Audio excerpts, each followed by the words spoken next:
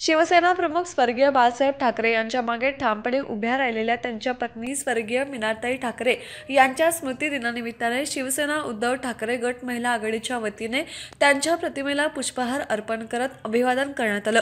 यावेळी बोलताना महिला सहसंघटिका प्रतिज्ञा उत्तरे यांनी स्वर्गीय मीनाताई ठाकरे यांचे विचार पुढे नेण्यासाठी राज्यातील महिलांनी संघटित होऊन शिवसेना ठाकरे गट मजबूत केला पाहिजे।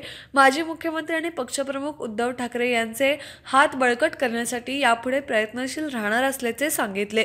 यावेळी पूनम फडतरे, रिया देशपांडे, शुभांगी साळुंखे, विद्या गायकवाड, रुपाली जाधव, तेजश्री पाटील, शिल्पा संगपाळ, कमलाताई पाटील याबरोबर महिला आघाडीच्या कार्यकर्त्या उपस्थित होत्या।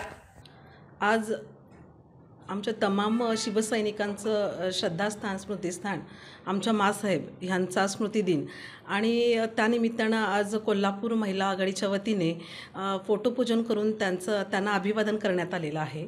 बाळासाहेबांचा आणि मासाहेबांचा नेहमीच आमच्यावरती आशीर्वाद राहिलेला आहे आणि इथून पुढेही राहणार अशी आम्हाला खात्री आहे। आणि आजच्या दिवशी त्यांचा आशीर्वाद घेऊन एक नवी ऊर्जा, एक नवं प्रसन्न वाटते आणि एक नवी ऊर्जा महिला आघाडीला मिळते। एवढंच सांगते। जय हिंद, जय महाराष्ट्र।